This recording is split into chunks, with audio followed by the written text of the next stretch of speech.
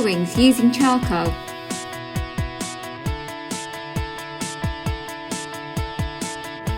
Here's a list of resources you may find useful.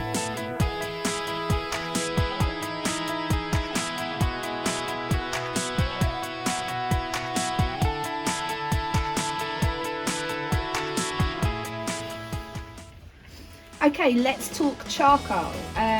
Some of you may have used charcoal before, but some of you may not have used it at all, so have no idea of what to expect when using it. So there are lots of different types of charcoal, so I'm just going to talk you through two different types of charcoal that you can buy. You can buy these from any art store, any art store, or online, or on the high street. So the first is willow charcoal. So as it suggests, willow charcoal is pretty much just a burnt stick of willow. If I hold it up to you there, it's a burnt stick of willow. And what I like about willow charcoal is that when you draw with it, you can create quite a delicate line, quite a delicate shade with it. So if I just show you, it might be helpful to have a go at this exercise just to explore charcoal before you begin a drawing. Some people don't like the feel of it, but I've never found that a problem. Have a go at creating a tonal variation strip across the top of your paper. You see it's quite faint. It's not got a really strong pigment, and then have another go, pressing quite hard, and then just have a go at blending with your finger. And see what happens. What is good about willow charcoal is the fact that you can rub it out, so that's quite handy. So that's willow charcoal. Just have a little play and see what you think of it. It's quite nice to work with, but again, it's quite difficult to get a really good sense of depth with it because you can't get a really pigmented area.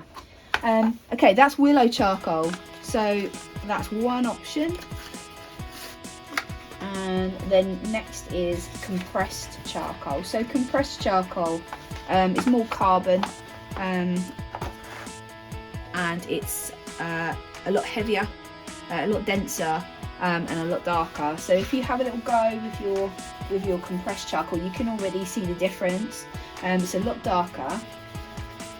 Have a go at making a tonal variation, and then have another go with blending with your finger as well. Compressed charcoal can be quite clumsy. With willow charcoal you can find some smaller pieces, so you're able to create a bit more detail. But compressed charcoal tends to come in these sort of big rectangular blocks, so they're a little bit harder to use sometimes when creating a lot of detailed areas. Have a go at blending with your finger.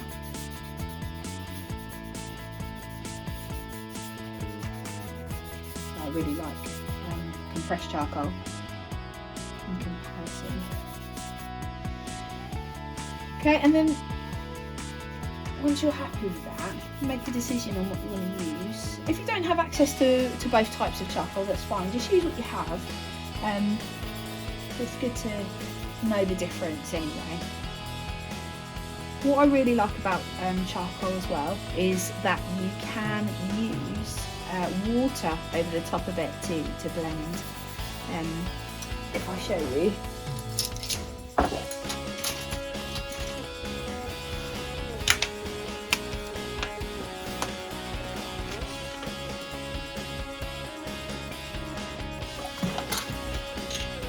if I put some water over the top of it, you'll see how it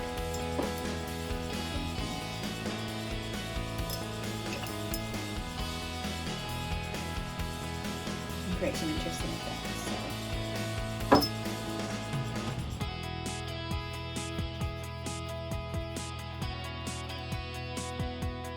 So you can create tonal variation with water over the top, or blend with your finger.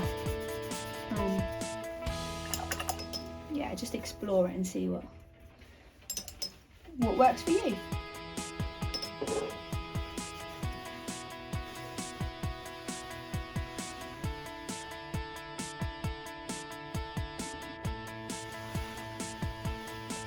Okay, so for my next drawing of my still life, I've decided to use one of my images with a viewfinder, and I've selected an interesting area of my my objects which I'm going to work from. I've chosen to use willow charcoal to start off with the drawing, and then I'm going to use a compressed charcoal as well. So I'm going to use a mixture of the two, but you don't have to do that. You can choose one or the other. And in the same way that we started the pencil drawing, I'm going to just map out my my composition. Okay, so I've got A4 paper, and I'm going to just map out where everything needs to go really lightly with my willow charcoal. And remember that willow charcoal is great because you can rub it out, so it's a good one to use if you're worried about making any mistakes, like I just have. There we go. There we go. I'm not worried. There we go.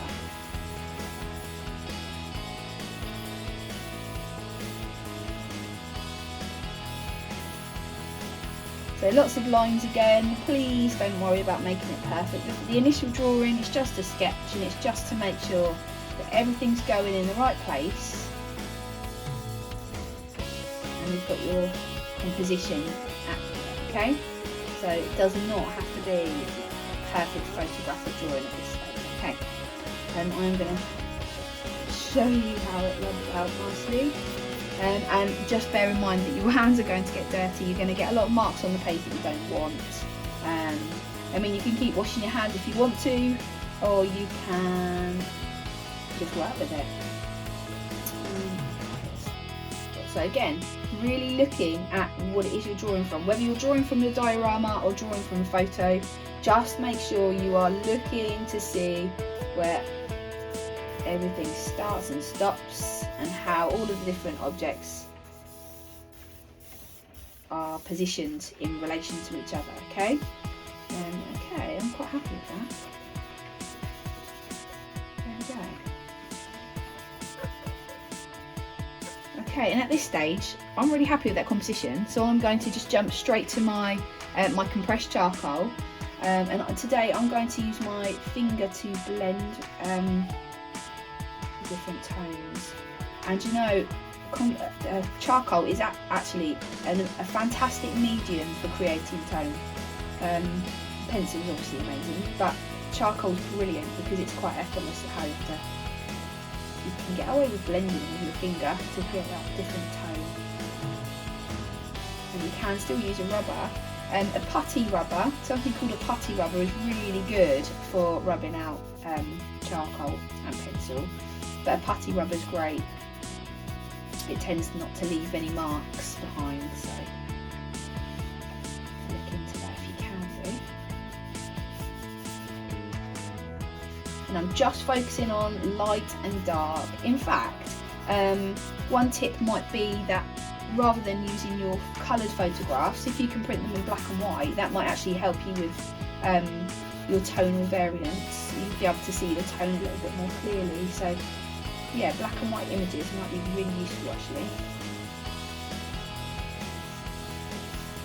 What you might find as well is at this stage your objects might start to look a little bit, depending on how far you've zoomed in, your objects might start to look a little bit more abstract, which is quite interesting actually.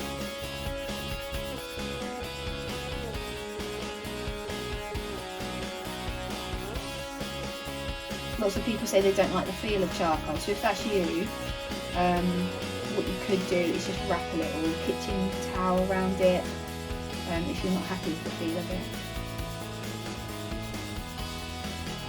Or perhaps wear a glove. Don't write it off straight away because you don't like the feel of it, because it is really a fantastic medium.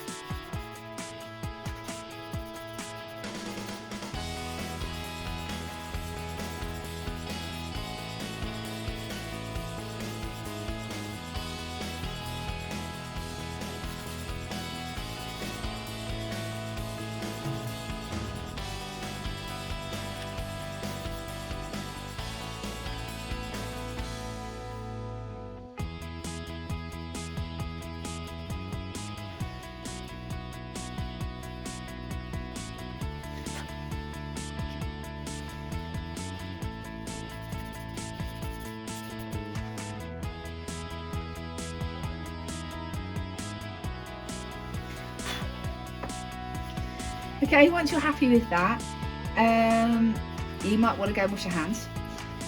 But a top tip is, if you don't have access to fixative, so a fixative is a spray which you can spray over the top of your charcoal or your soft pastel drawings to set it in place so as it doesn't smudge or transfer. If you don't have access to that, that can be quite expensive, but if you don't have access to it, hairspray works just as well. So if you can buy a cheap hairspray, spray it over the top, just a fine layer, and that should set it in place to stop it from being able to transfer. Okay, have a go yourselves.